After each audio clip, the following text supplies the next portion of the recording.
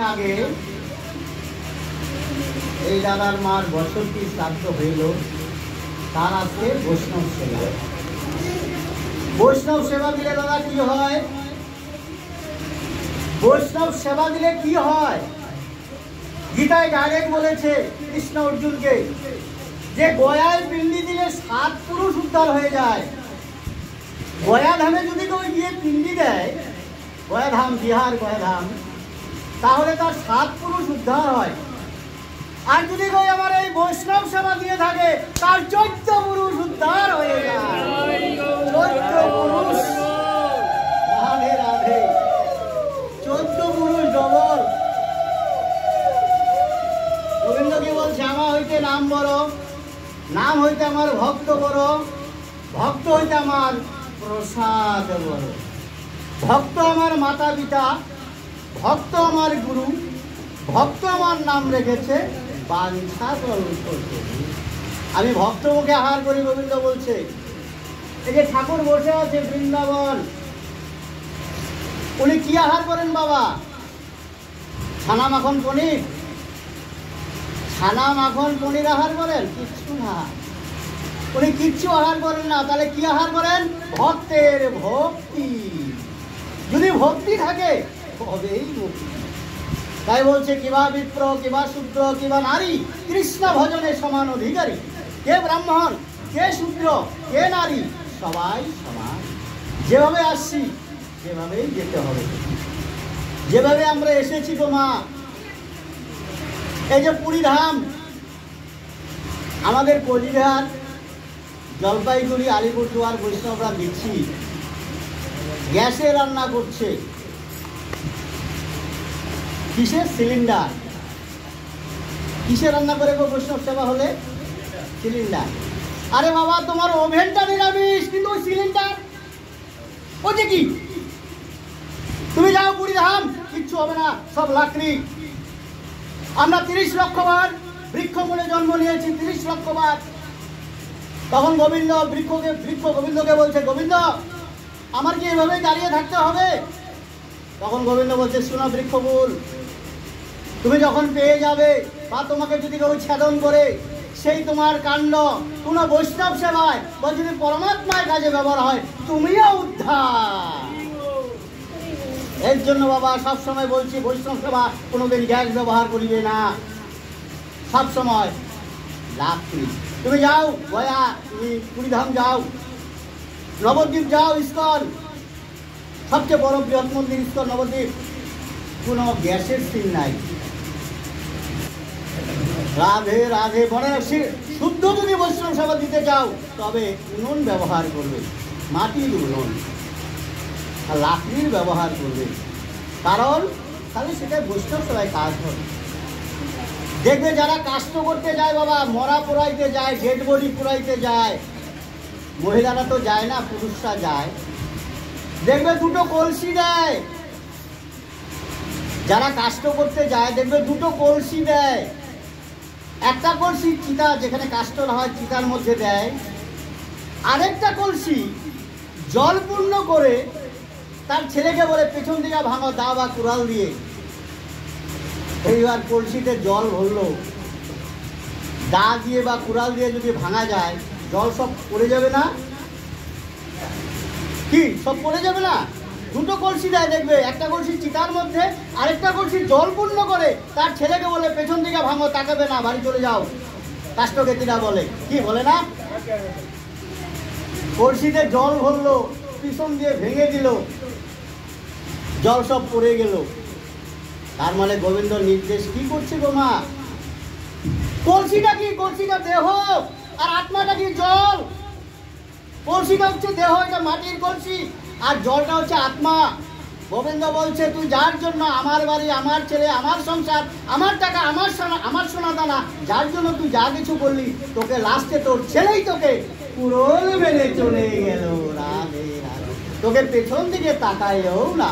আমি একমাত্র দীনবন্ধু হরি, আমি সবসময় সাহায্য করি, আমি সুখে দুঃখে সবসময় সাহায্য করি। এর জন্য বাবা 8 বাজারে গেলে মণিমুক্তা মেলে, 5 বাজারে গেলে অনেকের গলায় দেখছি মালা নাই, বলে সময় হয়নি। সময় আর হবে না, আর সময় হবে না, আর সময় হবে না গো মা। এর জন্য ইসলাম জগৎ আমাদের থেকে অনেক উন্নত। ওরা 5 বার নমাজ পড়ে আর আমাদের গুরুদেবের দেওয়া বীজ মন্ত্র ভুলে যায়। মন্ত্রের কাজ হবে মা, মন্ত্র যদি নিয়মিত জপ করো তবেই মন্ত্রের পাওয়ার বুঝতে পারবে। কারণ মন্ত্রটাকে কখন জাগ্রত হয়? যখন তুমি জপ করবে। আর তিলক চন্দন, তিলক চন্দন বাবা দেখো বাস্তব প্রমাণ। যখন একটা শিশু জন্মগ্রহণ করে 6 দিন, এখনো ৬৬ প্রচলন আছে হরিসেবা, কি আছে না গো মা? যখন বাচ্চাটার বয়স 6 মাস বা 8 মাস, বাচ্চাটারকেও বলে তিলক চন্দন, কণ্ঠে মালা, মুখে প্রসাদ। কি দেয় বাচ্চাটার মুখে? পায়েস। তখন তো আমরা বলি না মাছের কাঁটাটা বেছে মাছটা দেয়, কি দেয় মামা? কি দেয় বাচ্চাটার মুখে? পায়েস। বাচ্চাটার কপালে তিলক চন্দন, কণ্ঠে মালা। আবার যেদিন বিয়ে করতে যাব সেই দিনও কপালে তিলক চন্দন, কণ্ঠে মালা। আবার যেদিন এই দুনিয়া থেকে চলে যাব সেই দিনও কপালে তিলক চন্দন। হরে কৃষ্ণ হরে রাধে, হরে রাম হরে রাম, রাম রাম হরে হরে। এর জন্য বাবা অন্তত কণ্ঠে মালা প্রত্যেকেরই দরকার। কণ্ঠে মালা, তিলক চন্দন যদি নাও করতে দ্বিধাবোধ হয়, লজ্জাবোধ হয়, কণ্ঠে মালা সবারই দরকার। কারণ এই মালার বিশাল ক্ষমতা। রাধে রাধে। তাহলে আমাদের বৈষ্ণবাদ সোজা না গো মা। নবগুণে ব্রাহ্মণ, শতগুণে বৈষ্ণব। নবগুণে ব্রাহ্মণ, ব্রাহ্মণ আমার পৈতায় মাত্র 9টা গুণ, আর আমার বৈষ্ণবের অসংখ্য গুণ। তাহলে শ্রাদ্ধ বাড়িতে বৈষ্ণবরা খায় না কেন? শ্রাদ্ধ বাড়িতে বৈষ্ণবরা সেবা নেয় না কেন? শ্রাদ্ধ মানে তো শ্রদ্ধা করা। শ্রাদ্ধ বাড়িতে বৈষ্ণবরা সেবা নেয় না কেন? পরশুদিন কেন ওই বাড়িতে বৈষ্ণব সেবা হইল না? ওই ব্রাহ্মণ, যে ব্রাহ্মণ শ্রাদ্ধ করাচ্ছে তার নাই গলায় মালা, নাই তিলক এবং কদাচার ভোগী, সব আহার করেন। আর আমার বৈষ্ণব সাত্বিক। রাধে রাধে। এই যে গয়া, গয়ায় সবাই পিণ্ডি দেয়। গয়া দেখো মা, গয়া একটা অসুর। তাহলে অসুরের দেহে আমরা পিণ্ডি দেই। গয়াসুর তো একটা অসুর, তাহলে এর দেহে আমরা পিণ্ডি দেই বক্ষে। গয়াসুরের বাবার নাম কে? ত্রিপুরাসুর। মায়ের নাম প্রভাবতী দেবী। বাবার নাম ত্রিপুরাসুর, মায়ের নাম প্রভাবতী দেবী। মা ছিল ব্রাহ্মণ, বাবা ছিল অসুর। যখন গয়াসুরের বয়স 12-14, তখন গয়াসুর ভাবছে আমি অসুর করে জন্ম নিয়েছি, আমি বোধহয় দেবতাদের আশীর্বাদ থেকে বঞ্চিত হব। এই ভেবে হিমালয়ের কোলাহল পর্বতে কঠোর তপস্যায় বসল গয়াসুর। বিষ্ণুর তপস্যায়, নারায়ণের। শত শত বছর কেটে গেল, কিন্তু নারায়ণ আর দেখা দেয় না। তখন ব্রহ্মা মহাদেব মিলে বিষ্ণুর কাছে গিয়ে বলছে, আপনার ভক্ত এতদিন যাবৎ তপস্যা করছে, আপনি দেখা দেন না কেন? কয় কে? কয় গয়াসুর। কয় কোথায়? কয় হিমালয়ের কোলাহল পর্বতে। কয় চলো তো যাই। এবার ব্রহ্মা বিষ্ণু মহেশ্বর মেলে গয়াসুরের কাছে হাজির। এবার নারায়ণ বলছে, গয়াসুর চোখ খুলো। গয়াসুর চোখ খুলে দেখে ভগবান বিষ্ণু ত্রিদেব। কয় তুমি কিসের জন্য এতদিন প্রার্থনা করছো বলো? কয় প্রভু আমি অমরত্ব চাই না, সারা জীবন বাঁচতে চাই না। কয় তাহলে কি চাও? কয় আমাকে এত বড় ক্ষমতার অধিকারী দেন, ব্রাহ্মণ, বৈষ্ণব, গ্রন্থ, গীতা, তুলসী, আমি যেন সবার ঊর্ধ্বে থাকি। আমাকে দেখা মাত্রই সবাই যেন স্বর্গলোকে চলে যায়। তখন নারায়ণ বুঝতে পারে না এই কথাটা, বলছে তথাস্তু, তাই হবে। এবার গয়াসুর তপস্যা ভেঙে বেরিয়ে পড়ল। এইবার তাকে দেখা মাত্রই সমস্ত পাপী তাপী সবাই উদ্ধার হয়ে চলছে স্বর্গলোকে। তখন যম বলছে, একই কাণ্ড, সবাই যদি স্বর্গলোকে যায় আমার রাজ্যটা কে চালাবে? তখন যম ভগবান বিষ্ণুর শরণাপন্ন হইল। তখন ভগবান বিষ্ণু ব্রহ্মাকে ডাকলেন, বলছে তুমি একটা যজ্ঞের আয়োজন করো তো গয়াধামে। সেই গয়াধামে একটা নিষ্পাপ ব্যক্তির দরকার, নিষ্পাপ ব্যক্তির নাভি মূলে তুমি যজ্ঞ করবে। এবার ব্রহ্মা একটা যজ্ঞের আয়োজন করলো, নিষ্পাপ ব্যক্তির দরকার, নিষ্পাপ ব্যক্তি নাই, একমাত্র গয়াসুরই নিষ্পাপ ব্যক্তি। তখন গয়াসুরকে ডাকলো, আসো তোমার নাভি মূলে আমি যজ্ঞ করবো। ব্রহ্মা বলছে ঠিক আছে। এবার ব্রহ্মা নাভি মূলে যজ্ঞ শুরু করলো গয়াসুরের নাভি দেশে। শত শত লাকড়ি চলে গেল, কিন্তু গয়াসুরের প্রাণ আর যায় না। তখন ব্রহ্মা বলছে আরে একই কাণ্ড, এ তো মারা যায় না। তখন ব্রহ্মা যজ্ঞ ছেড়ে দিল। তখন প্রভু নারায়ণের শরণাপন্ন হইল ব্রহ্মা। তখন নারায়ণ খাটো বেশে আসলো। দেখবে ব্রাহ্মণ একটা মন্ত্র বলে শ্রাদ্ধের সময়, কি মন্ত্র? গয়া গঙ্গা গদাধর। খাটো বেশে আসলো নারায়ণ, বলছে কি বলো গয়াসুর, তোমার সমস্যাটা কি? প্রভু এই ব্রহ্মদেব আমাকে খুব উৎপীড়ন করছে, কিন্তু তাও আমার আত্মা যায় না। তাহলে তুমি কি বলো এবার? আমি আগেই বলছি আমি অমরত্ব চাই না, আপনার চরণ আমার বক্ষে দেন, এই বিহারের 6 চোর জোরে আমার নামে খ্যাত হবে, যে আমার বক্ষে একবার পিণ্ডি দেবে তার 7 পুরুষ উদ্ধার, এবং যদি কেউ গিয়ে বৈষ্ণব সেবা দেয় তার 14 পুরুষ উদ্ধার। তখন গোবিন্দ বলছে ঠিক আছে, আমার চরণ তোমার বক্ষে দিলাম। যখনই গয়াসুরের বক্ষে গোবিন্দ চরণ দিল, গয়াসুর অন্তরে ধ্যান হইল। রাধে রাধে। আজ অব্দি আমরা গয়াসুর দেখতে পাই বাবা বক্ষে, কারণ আমরা তীর্থে যাই কিন্তু বুঝি না আগা মাথা, কিচ্ছু বুঝি না।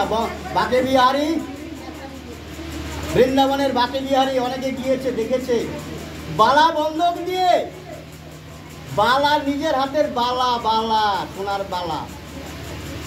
ওখানে পাশে একটা দোকান আছে দেখবে, মিষ্টির দোকান, সারা রাত্রি খোলা থাকে। ওই দোকানদার মানে মালিক মনে মনে ভাবছে যে 2টা মতিচুরের লাড্ডু যদি আমি দিতে পারতাম বাঁকে বিহারীকে। রাত্রেবেলায় বানাচ্ছে আর চিন্তা করছে, হে গোপাল, 2টা যদি মতিচুরের লাড্ডু আমি দিতে পারতাম গোপালকে। চিন্তা করতে করতে যখন গভীর রাত্রি 2:30 3টা, তখন বালক আমার গোবিন্দ ওই দোকানে এসে হাজির। তখন মালিক বলছে আরে বালক, তুমি এত রাত্রে একা, তোমার বাড়ি কোথায়? বলছে এখানে আমার বাড়ি। তো তুমি একা এসেছো? হ্যাঁ না, আমার বাবা নিয়ে এসেছে। তো আমাকে 2টা মতিচুরের লাড্ডু দেও তো। মালিক তো জানে না, তোমাকে 2টা দেবো না, 4টা দেবো। এবার সেবা করেছে 4টা লাড্ডু, মতিচুরের লাড্ডু। বলছে পয়সা? পয়সা আমার বাবা দেবে, চিন্তা নাই। এবং হাতের একটা বালা ফেলে দিয়ে গিয়েছে। এবার পরের দিন সকাল হয়েছে, পূজারি পূজা করবে, দেখে আমার বাঁকে বিহারে হাতে একটা বালা নাই, সোনার বালা নাই। তো একই কাণ্ড, কালকে আমি পূজা করে গেলাম রাত্রিবেলায়, 2টোই আছে আর একটা এখন নাই। তখন রাধা বল্লভকে ডাকছে, গোবিন্দকে ডাক, হে গোবিন্দ, রাজা তো আমাকে ছাড়বে না, যার ঠাকুর সে তো আমাকে ছাড়বে না। গোবিন্দকে চিন্তা করতে করতে তখন বলছে ঠিক আছে, তোর চিন্তা নাই। তখন সেই মিষ্টির দোকানদার দেখে একটা পড়ে আছে বালা, সেই বালা নিয়ে এসে হাজির। আজও যদি তোমরা কেউ যাও বৃন্দাবনে দেখবে বাঁকে বিহারী সেই মিষ্টি দোকান এখন 5 তলায় পরিণত হয়েছে। ডেলি ওখানে 101 টাকার তিনি মতিহারির লাড্ডু দিয়ে থাকে। আজও যদি তোমরা যাও দেখতে পারবে, এবং ওখান থেকে লাড্ডু কিনে তবেই আমার বঙ্গ বিহারীকে দিবে, বাকি বিহারীকে। এর জন্য বাবা একবার যদি চিন্তা করো সব ঠিক হয়ে যাবে। কারণ কৃষ্ণ ভজন এত সোজা না। 8 বাজারে গেলে মণিমুক্তা মেলে, 5 বাজারে গেলে কি জানি কি হয় কপালে। কারণ কৃষ্ণ কৃপা জগৎময়, গুরু কৃপা কোনো ভাগ্যবান দিলে হয়। আত্মন্দ প্রতীক্ষা তারে কহি কাম, কৃষ্ণন্দ প্রতীক্ষা ধরে প্রেম নাম। কাম প্রেম দোহাকার বিবিধ লক্ষণ, লোহ কাঞ্চন জৈছ স্বরূপ বিলক্ষণ। আমরা দেখি নিজের বাড়িটা বিল্ডিং বানায়, ঠাকুর ঘর নাই, এটা আর হয় না। ঠাকুর না হয়, নিজের বাড়িটা বিল্ডিং, এসি মেসি দেওয়া। সেদিন এক শিষ্য বাড়ি গেলাম, মাদারিহাট, 5 তলা বিল্ডিং, সব এসি। আমি বলি এই মন্ত্র দিব তো ঠাকুর কোথায়? গুরুদেব ঠাকুর পাতি নাই এখনো। আমি লক্ষ্মীও নাই বা না লক্ষ্মীও নাই, আমি মার সর্ষে ভাই আজকে বসামু বা আজকে আপনি আসছেন বসাম। আমি বাবা রে বাবা, আমি বাড়ি কতদিন করছিস? কয় আলু 20 বছর থাকুন। রাধে রাধে। আমাদের হিন্দুদের এই পরিস্থিতি। মনে রাখবে 4টা দিন মারাত্মক জীবনে, মনে রাখবে। আর কোনো দিন দেখা হোক বা না হোক, মনে রাখবে এই কয়েকটা দিন নিরামিষ আহার করবে। কোন কোন দিন? চতুর্থী, অষ্টমী, চতুর্দশী, অমাবস্যা আর একাদশী তো আছেই।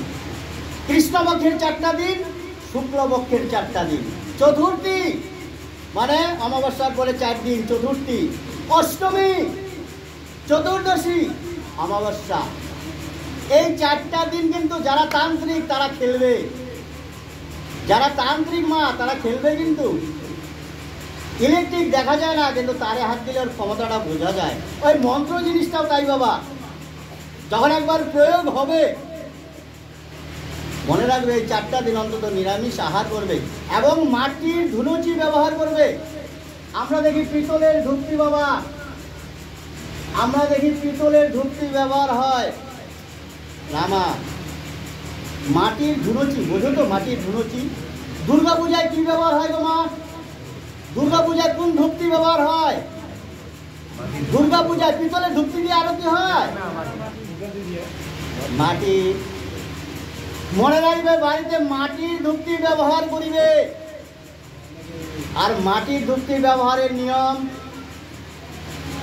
মাটির ধূপটি ব্যবহারের নিয়ম use and throw, use and throw.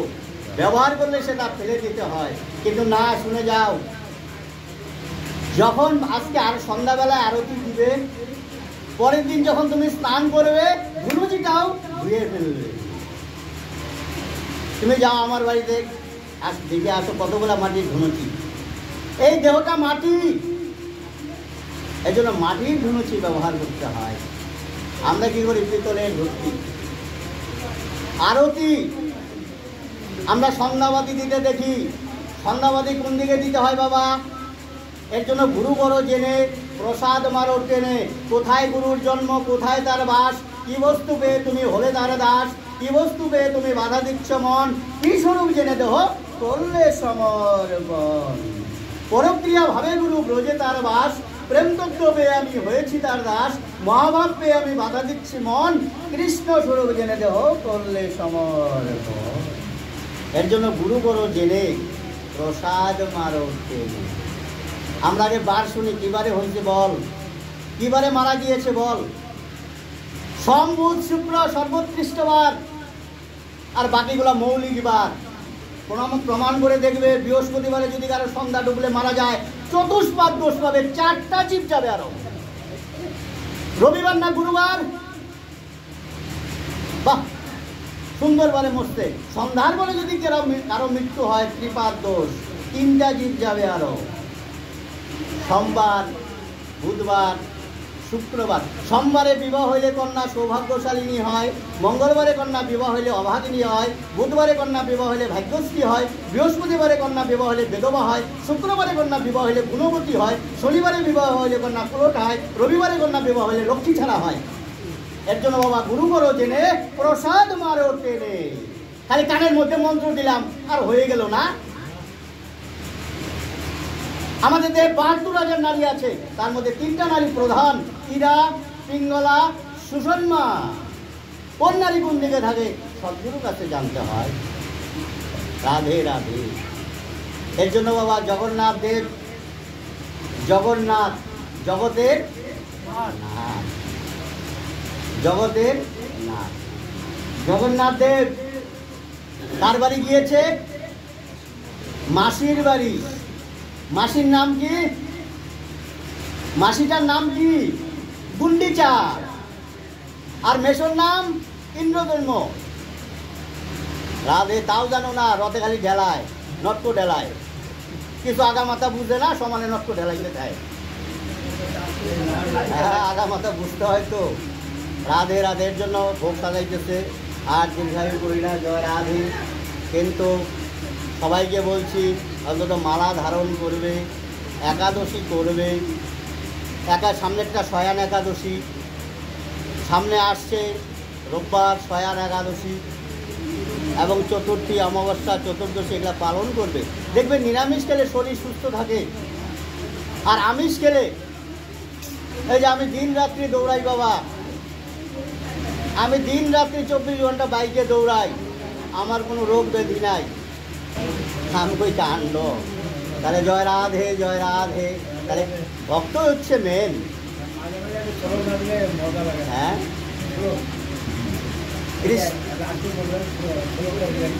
হ্যাঁ, কারণ কৃষ্ণ কৃপা জগৎময় শ্লোক। কারণ গোবিন্দ ভজনে তো সোজা না, গোবিন্দ ভজনে তো সোজা না। কারণ সব কিছু জানতে হবে, বুঝতে হবে। যেটার মধ্যে তুলসী নাই সেটা প্রসাদ নয়, যেটার মধ্যে তুলসী নাই সেটা প্রসাদ না, যেটা নিবেদিত নয় সেটা কোনোদিন প্রসাদ। যেমন জগন্নাথ, কয়টা ধাম আছে বাবা? আমাদের ধাম কয়টা? 4টা। বৃন্দাবন কিন্তু ধাম না, শুনে নেব মায়েরা, শুনে নাও, বৃন্দাবন ধাম না, নবদ্বীপ ধাম না, তীর্থক্ষেত্র। তাহলে ধাম কয়টা? 4টা। শুনে নাও 4টা কোন কোন ধাম? পুরী ধাম, দ্বারকা ধাম, বদ্রীনাথ, রামেশ্বর। এরও ব্যাখ্যা আছে। তার মানে যদি কেউ একবার পুরীতে গিয়ে, যদি একবার কেউ ওই পুরীতে গিয়ে একটু দড়ি তার টানতে পারে বা দর্শন করতে পারে, দড়ি টানা বাদ দাও, যদি দর্শন করতে পারে, তার আর নতুন জন্ম হবে না, আমার গোবিন্দের চরণে বিলীন হয়ে যাবে। এই 4টা ধামে যদি কেউ যাইতে পারে, তার আর নতুন জন্ম হবে না, কোনোদিন আর আসতে হবে না ধরাধামে, গোবিন্দের চরণে বিলীন হয়ে যাবে। পুরীধাম, দ্বারকা, বদ্রীনাথ, রামেশ্বর, এই 4টা হচ্ছে ধাম। বাকিগুলা তীর্থক্ষেত্র, বাকিগুলা হচ্ছে তীর্থক্ষেত্র, বাকিগুলা হচ্ছে তীর্থক্ষেত্র। এর জন্য আগবাজারে যাইতে হবে। শিশুকালে কৃষ্ণ ভজন করে 80 তরে, যৌবনকালে কৃষ্ণ ভজে আসে কিনা আসে, আর বৃদ্ধকালে কৃষ্ণ ভজে জমেরও তোর আসে। তখন আর রাম বলতে পারবো না। রামের উল্টাইলে কি হয়? মোরা। আরে দেখো না, গুরুদেব সত্যি কয় না, মিথ্যা কয়। বৈষ্ণবের একার মো রাম, রামের উল্টাইলে কি হয়? মোরা। তখন আর রাম রাম বলতে পারবে না, কারণ অথর্ব হয়ে গিয়েছো, বৃদ্ধ হয়ে গিয়েছো। যখন ডেড বডি নিয়ে যায় কি বলে? বলো হরি, হরি বল। এই মৃত ব্যক্তির পাপ হরণ করো। রাধে রাধে। 3বার মোরাটাকে নামায়, মোরাটাকে 3বার নামায়। তার মানে ব্রহ্মা বিষ্ণু মহেশ্বর যে কণ্ঠে কোনোদিন মালা দেয় নাই, যে গুরু দীক্ষিত হয় নাই, তাহলে 3বার নামাইলেই কি, না নামাইলেই কি, শ্রাদ্ধ করলেই কি, না করলেই কি, বয়ায় পিণ্ডি দিলেই কি বা না দিলেই। কারণ আমাদের সনাতন ধর্মের দীক্ষা অবশ্যই দরকার, এবং কণ্ঠে মালা। তুমি যা কিছু আহার করো, যা কিছু খাও, কিন্তু মালা অবশ্যই দরকার। জয় হোক, জয় নিতাই, সাজায় ফেলাইছে। জয় রাধে। হরে কৃষ্ণ কৃষ্ণ কৃষ্ণ হরে হরে, হরে রাম